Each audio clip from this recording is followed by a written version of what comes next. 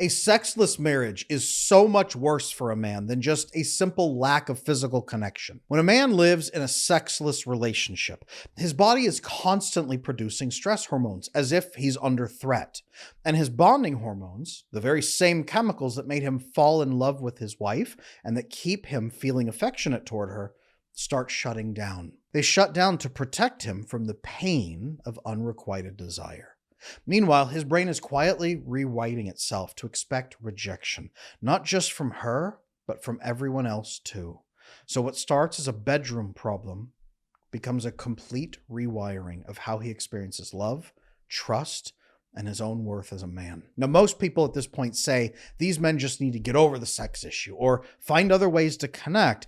They tell him he's making too big a deal out of the physical part of the relationship. Even couples therapists will tell these men just back off and leave it alone for a while. They have no idea that his nervous system is treating his own wife now like a threat, or that he's starving biochemically. Now, guys, I know how devastating a sexless relationship can feel to men. You're living with someone who used to want you, who used to light up when you touch them, and now they feel like a stranger in your home. You feel like a stranger in your own home. You've probably tried everything, being more romantic, giving her space, having conversations about it, even backing off completely to let her breathe, but nothing changes. You go to bed every night feeling rejected, unwanted, questioning your worth as a man and as a partner, and you're starting to feel like you're married to a roommate who tolerates your presence but doesn't actually like you or desire you. The loneliness can be crushing, and you're beginning to wonder if this is just what marriage becomes. I'm Adam Lane Smith, the attachment specialist, and I have worked with thousands of men trapped in sexless marriages. And what I've discovered is that the damage goes far deeper than just frustration or feeling unwanted. When a man's primary attachment figure, his wife, consistently rejects his bid for physical intimacy, it creates specific neurological and hormonal changes that affect everything else, from his confidence to his ability to bond. So understanding what's happening in his body and his brain is the first step to either fixing the marriage or making decisions from a place of clarity instead of desperation. In this video today, I'm going to reveal exactly what a sexless marriage does to a man's nervous system, to his hormones, to his attachment bonds. You'll understand why men feel the way that they do, why this affects you so much more than just missing physical connection, and what these changes mean for your relationship and for your future.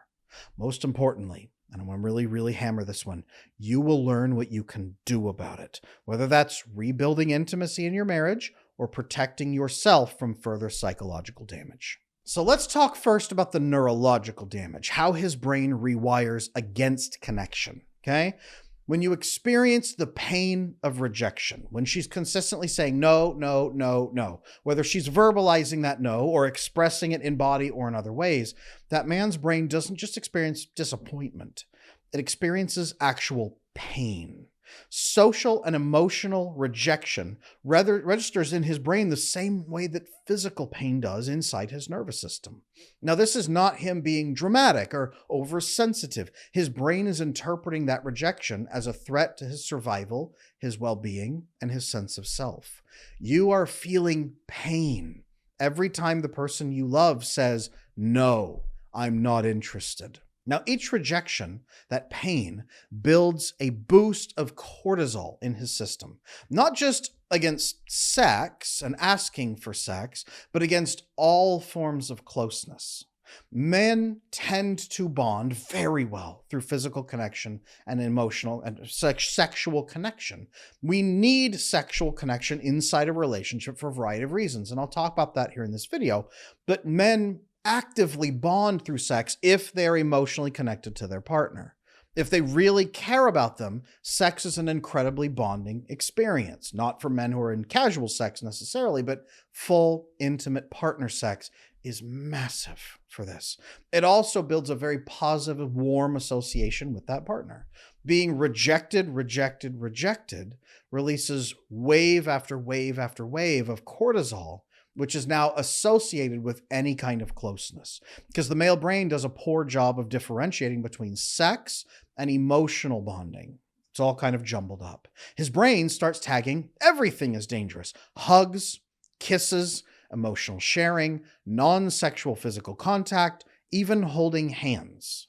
So what starts as sexual rejection becomes a complete shutdown of his desire to connect with his wife in any way, because his nervous system has learned reaching out at all equals pain.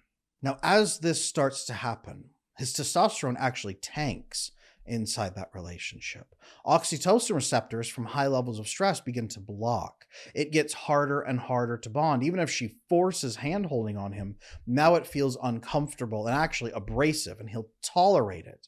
But his capacity for vasopressin bonding, the hormone that makes him want to protect and provide and care, begins to diminish, because not only is he not solving problems with her, the most painful problem in his life comes from her. Even if he wants to connect consciously, his brain and nervous system begin actively preventing it. The biological systems that made him fall in love with her and stay in love are systematically shutting down to protect him from further hurt. His sleep is also likely to be disrupted from lack of oxytocin, prolactin. After intercourse, through orgasm, he develops prolactin, helps him sleep, rest, all kinds of things. Oxytocin floods through his system if he's a loving partner. None of that is happening. Oxytocin now can't go and grab magnesium and generate GABA and then suppress cortisol in his system against the world. He's now unresilient against that, but it also won't grab magnesium and synthesize melatonin to help him sleep. He might actually become more resistant to his own body's insulin due to rising stress levels. So now he's at risk for prediabetes and other issues like that. Emotional starvation, and this causes that, can also lead to inhibited neuroplasticity, making it so much harder for him to change how he thinks or relates to solve problems. And this makes it harder the longer time goes on. Most women in this situation are hoping that lack of sex will drive him to improve the emotional connection. But in fact, that lack of sex and holding out on it tends to make things so much worse for both sides. It turns out not having sex with your husband to teach him a lesson actually teaches him that you don't love him and that he should run away from you. So let's talk about the deeper psychological damage. That's neurological system damage. What's happening in his mind? Rejection at this point equals worthlessness. There's a male worthiness equation here. Women are the gatekeepers of reproduction in the mammal world and most of the animal world too. Women are the gatekeepers of who gets to reproduce, which means on a primal level, a woman's eagerness for intimacy with a man dictates his perceived worth as a male. The more eager a woman is for him, the more masculine he appears, and the more he gets to kind of flex and say, I am so masculine that I've inspired this desire in her. When the wife that he's married to, the one woman on the planet he can have sex with, forsaking all other people except her, now consistently is uninterested, bored, exhausted, angry, resentful, no, no, no, no, no, the message his brain receives is not just not tonight.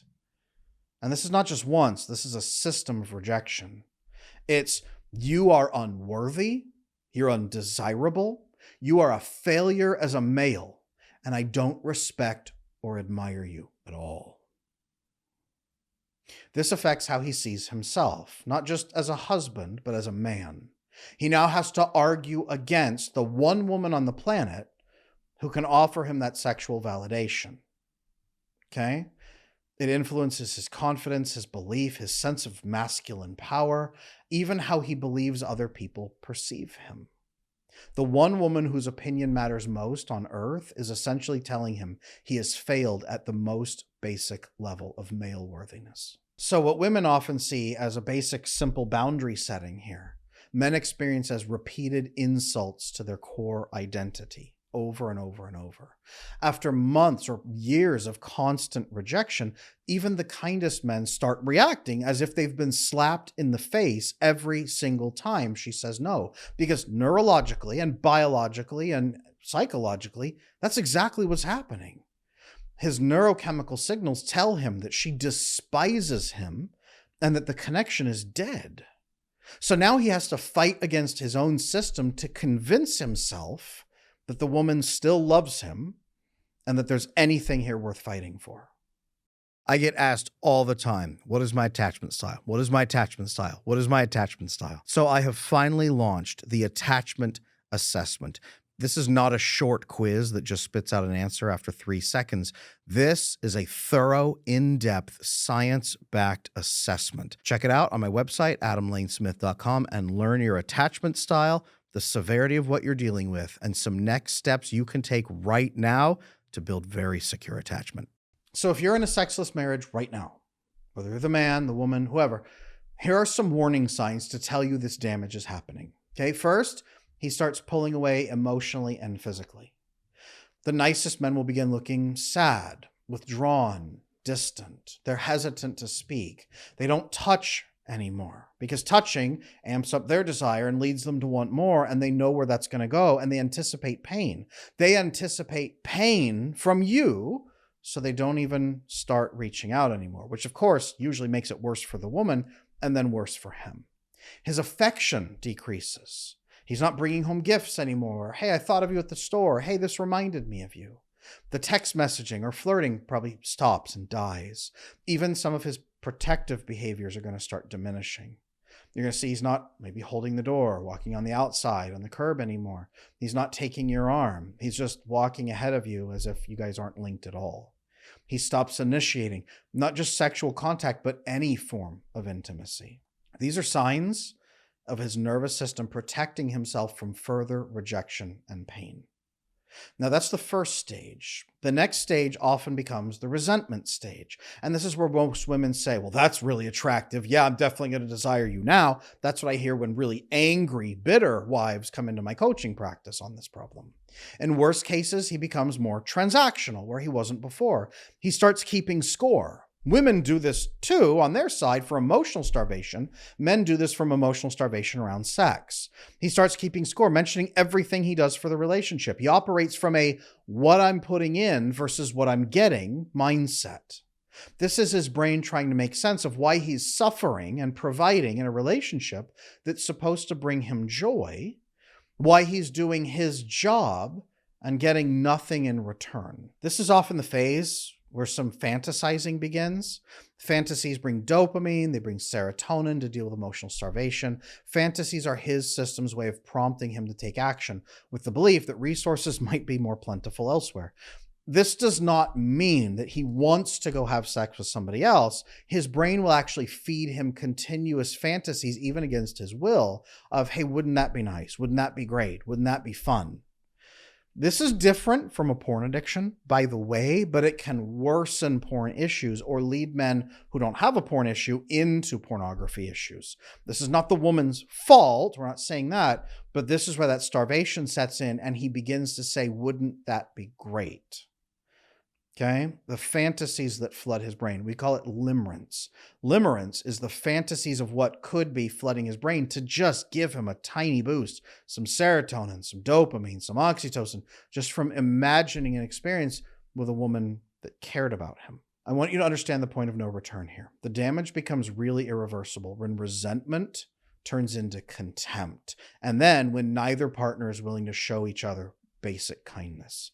I do have some couples come in for coaching occasionally like this, where he is bitter and angry and vindictive because he hasn't had sex in a year or more, and she is bitter and angry and vindictive because they had sex for 20 years before that, and she never felt cared for, and now she's making him feel the hurt on purpose and has a list of hoops he needs to jump through before she's even willing to hold hands with him.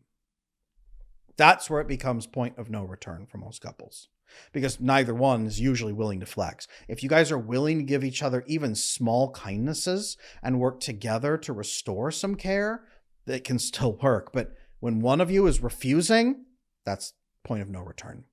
Now, it takes a lot to get there, and very few couples ever get there. But when it reaches the point of you're beneath me and you owe me, or when she reaches, I don't care if you're hurting, the relationship has crossed into territory that's extremely difficult to recover from. But anything short of that, is still fixable. Now, here's what this means for any of you out there who are experiencing any of this at all, what this means for your marriage and your future. Number one, no marriage can survive with what we call non-consensual sexlessness. If one of you wants to have sex and the other one says, nuh-uh, and it's dead, non-consensual sexlessness. That person is now being forced into a starvation state. I want to say really quick, this is mostly men that experience this, but a lot of women experience this in relationships too. So ladies, if you're watching thinking that, 100%, there are occasions where that happens. The vast majority of it, though, is male sexlessness and then female emotional starvation. That's typically what we tend to see. This means that the biochemical starvation, by the way, in a relationship is never acceptable for any partner to experience. Whether it's emotional intimacy or physical intimacy, if it's missing, it doesn't matter. Inflicting this on a partner intentionally or through refusal to care for their needs is abuse. I'm going to be very clear. Intentionally inflicting starvation on your partner or not caring that they're starving is abuse. Now, none of this means that a partner should suck it up and perform against their will. That's also abuse. But this level of dichotomous thinking is exactly the problem. Either you're starving or I'm miserable. That's the issue. Neither one is acceptable. This whole, he needs to make her happy first before he gets sex later, that approach does not work, by the way. Right? That does not work. You have to earn sex. Here's 17 hoops, jump through them perfectly, and maybe we'll think about it. No, that will not work. However, I will say this, emotional connection does need to be reestablished first for both sides. And it will meet many of his needs if done properly. Now, emotional connection means a couple things, and we'll talk about that. But the emotional connection needs to be restored first before sex can just run back into the equation, okay? But not 17 hoops and not 6 months. I know that a lot of the people watching this show right now have had attachment issues for their entire life. That's why I want to invite every single one of you to check out my attachment repair program. It just might be the jump that you need to go from insecurely attached and lonely and frustrated to fully secure, connected, and bonded in a great relationship like nothing you've ever felt before. Check out my website, adamlanesmith.com, for the attachment repair program. Now, if you're wanting to fix this, you're in a relationship, you're both unhappy, and you're like, yes, we want to repair this. We're open to fixing the sex thing as long as emotion connection is there too. Neither one of us needs to lose. Beautiful. That's wonderful. Okay. First, discuss and address the protective mechanism. His withdrawal, his decreased affection, they aren't supposed to be punishment. They're usually protection. So is hers, typically, by the way. Her pulling back is also usually not meant to be punishment. It's usually withdrawal because she doesn't feel safe either. His nervous system in this case is trying to save him from further psychological damage by reducing his investment in someone who continuously rejects him. She usually feels unloved, usually so does he. Understanding this can help both partners see the other person's behavior for what it really is. Fear, sadness, hurt. When we can see the other person as a human, that's where we can begin to soften and actually care for each other. That's where resentment and contempt diminish and we work effectively as a team. Okay, accepting also that men have biochemical needs for sexual connection with a partner. It's mandatory for properly caring for a man. Now, this is not like Victorian era crazy stuff of a man will explode and die. They actually believed that, the volcanic eruption theory. It's not that. And it's not justifying bad behavior, but understanding a man's biochemical needs for sex with a partner. Denying this need causes pain. Embracing this need opens up a conversation about how to care for each other so that nobody is starving. And for those of you who are still skeptical that men have a biochemical need for sex in a relationship with a partner, let's review the top 10 biochemical issues that men face in sexless marriages. The first is reduced testosterone levels, lower drive, sluggish motivation, diminished muscle tone, energy down, his edge is dulled, he feels weaker and softer. Number 2 is vasopressin dysregulation. The bonding is weaker. His protective instincts get blunted. His emotional grounding is much harder to access because of the vasopressin dysregulation. Number 3 is oxytocin deficiency. Touch feels distant. Closeness is harder to reach. Warmth is replaced by emotional flatness. He goes into mechanical shutdown. Number 4 is chronic cortisol elevation. His stress level climbs. Constant, ongoing fatigue sets in. His immune system is worn thin at this point. 5th is dopamine downregulation. It's harder to feel a sense of reward. Pleasures are muted in his world. Cravings get louder, not for connection, but just to escape. Prolactin, a chemical that gives him satisfaction and fulfillment, which he releases at the end of climax, there is no release, so there's no reset. He has restless sleep. Satisfaction never lands right. He's never able to let go. Next is endorphin depletion. Okay? Sharper pain symptoms, sharper chronic pain. Stress lingers a lot longer. Patience runs thin, and he gets more and more irritable and more struggling to live. Number 8 is sleep cycle disruptions. His deep sleep is fragmented. Brain fog begins to creep in. His nervous system is always on and always ramped up and never functions properly.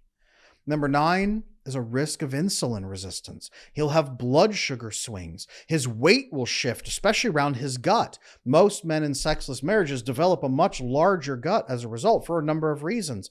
But he has fatigue post-meals. He's exhausted and run down, and he'll begin stress coping, usually through eating more fatty foods and more sugary foods, dopamine-rich foods, and just fat.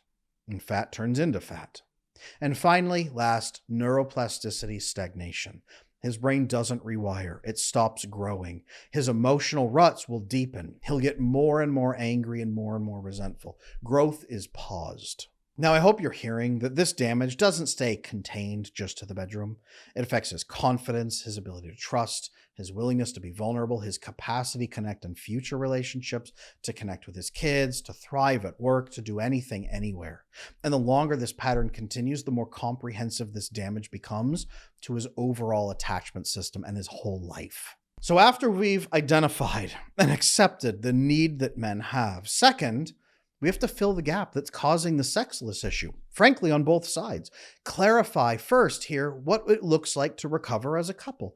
Healing is going to require more than just resuming sexual activity. This is not just like, come on, ladies, make with the fun. It's how do we ease back into sexual connection again, and what needs to happen first? His nervous system needs consistent evidence that he's desired, valued, and worthy before it starts producing bonding chemicals again. He's actually probably going to have performance issues if he even tries to have sex. So ladies, if you jump back into it real fast, you're watching this and like, I'm going to go have sex with my husband. He might not be able to stand to attention, actually. Did you know that the biggest driver of male erection after dopamine is dead in the first 7 months becomes oxytocin? This is why so many men now in their 30s have erectile dysfunction issues, because their oxytocin levels are rock bottom. Men need oxytocin too, in the terms of emotional connection, emotional safety, foreplay, and yes, sexual connection. Men need it too. So rebuilding that emotional safety, reassuring him that he's respected, that he's desired, showing him that connection, and then reassuring her that she's respected, cared for, desired, and safe. All of that needs to happen. This means addressing not just the physical intimacy, but the underlying emotional safety and respect that makes intimacy possible. That gap is really what led to sexlessness. So if you want to rebuild this, take the following 3 steps. I'm going to show you what to do. Step 1, rebuild emotional safety before any physical intimacy. Okay? Emotional safety and connection must come first. It just has to, for both sides. Guys, I know that sucks. It's actually proper for you as well. We have to undo your cortisol associations where your brain says, I don't like her and she doesn't like me. You have to rebuild vasopressin and ease back into oxytocin bonding. Men need this. Otherwise, performing will be mechanical. Okay? Proper arousal for him requires this emotional bonding. If you're not just getting the dopamine hit, and it's not driven by testosterone, which by the way is down, you're probably going to need the emotional connection. Warm up. Have some conversations. Remember that you're a couple. Okay? Step 2, practice non-demand bonding rituals. A man needs to know he's desired and respected. Most men do not wants sex from a wife if he thinks that she hates the connection. Most men are not out there saying, come on, babe, just take one for the team. Most men want their wife to desire them. That is just as much of importance, sometimes more, as the actual physical release. Triggering oxytocin for both of them is crucial to both sex drives. So building non-sexual, non-demand bonding rituals, snuggling together, close physical intimacy, talking, resolving issues, expressing respect, okay? Ladies, if you think he's worthy of your respect, express respect. Men actually get more out of I respect you than I love you. I respect you boosts his testosterone. Sharing what you respect about him boosts that as well. Okay. And ladies, it is possible to say we are not emotionally close and still I respect you. I respect you from this and this and this. And I feel like there are some gaps here for us that we need to cover as a couple. Can we do that together? Okay. Hugs. Reinstituting hugs in a marriage is huge for bringing back sex. Hand-holding, massages, cuddling, showering together, practicing more direct, focused eye contact. Make physical contact feel safe and welcome again, not loaded with obligation or pressure or pending rejection. And finally, as you have had the conversation about male needs and female needs, as you're rebuilding emotional connection and safety for both of you, you're expressing trust, you're expressing respect, okay? As you're building hugs and closeness and warmth again, co-create your sex life. Discuss what you both enjoy. Build a comfortable way of engaging. Talk about length of foreplay, why it's important, and how to do it together. Talk about the minimum, and talk about the good amount, and talk about too much. Even women, did you know that too much foreplay plateaus and then tanks your arousal? So too much foreplay is not good. We need the right amount, but too little foreplay is also destructive and horrible for men and women. We need to improve that. Share what you each enjoy about sex. Have some clear rules of engagement. For example, quickies versus longer making love sessions. Okay? What's the balance there? 1 quickie a week, 2 times making love? Good ratio? Talk about that. Maybe have a schedule for weekly sex to get back into the habit. Most couples, oh, I don't have a schedule. It needs to be spontaneous. No, it's not spontaneous and you're not in the habit of doing it, so you won't do it. Your brain will stick to the pattern of not doing. Your brain will say, well, I don't do that. It won't even occur to you. So you have to schedule the sexual intimacy. Usually you have to schedule the emotional connections first, then you schedule the sexual intimacy. Now, I've walked thousands of couples through this process, so I know it works. All 3 of these steps make the process enjoyable and fulfilling for both sides, and they'll protect the process from breaking down again the way it did before. We need to build intentional emotional closeness that feeds straight into that warm, loving, inviting sexual relationship. But if this process feels overwhelming for you right now, if you're watching this, guys, and saying, my wife would never do this for me. Ladies, if you're watching this and saying, I just don't feel ready to do this yet, okay?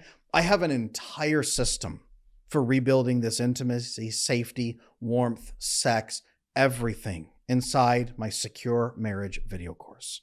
Okay. In that course, I show you what's called the oxytocin pipeline, how to build the female sex drive sky high.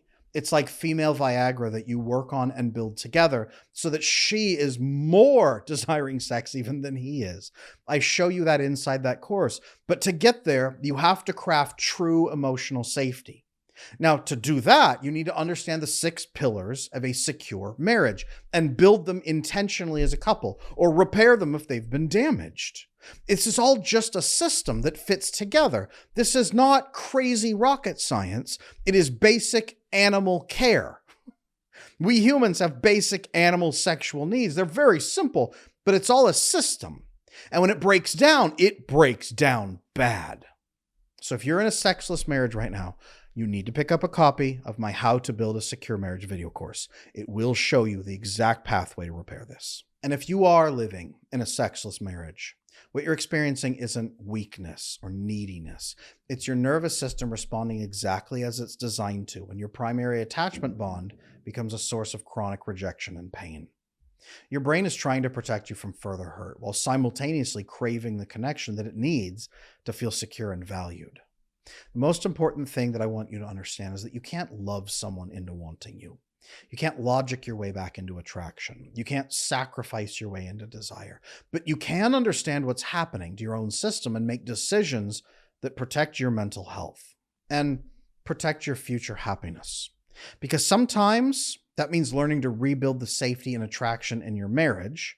And sometimes it means recognizing when you're in a relationship that will never meet your core attachment needs. The truth is that most men wait way too long to address this problem. They're hoping it will magically fix itself while their confidence and their capacity for connection slowly erodes. Don't let another year pass feeling unwanted and questioning your worth. Whether you want to rebuild intimacy in your current marriage or understand your options, you need a clear strategy based on attachment science, not wishful thinking. How to Build a Secure Marriage video course gives you the complete system for either creating the emotional safety that allows intimacy to return and return in a big way, or gaining the clarity you need to make decisions from strength instead of from desperation. Your happiness and your future relationships depend on understanding these dynamics. Get the complete course at adamlanesmith.com or click the link in the description below. I'm Adam Lane Smith, the attachment specialist. I am here to help, and I don't want anyone to feel judged or alienated. If you're living inside a sexless marriage right now, I'm sure you have thoughts on this video. Please share them below in the comment section. I'm here to talk. I'm here to address it. If you need help with this immediately, check the course. And if you want to talk to someone on me or my team right now, come to adamlanesmith.com and drop us a link or email support@adamlanesmith. We will assist.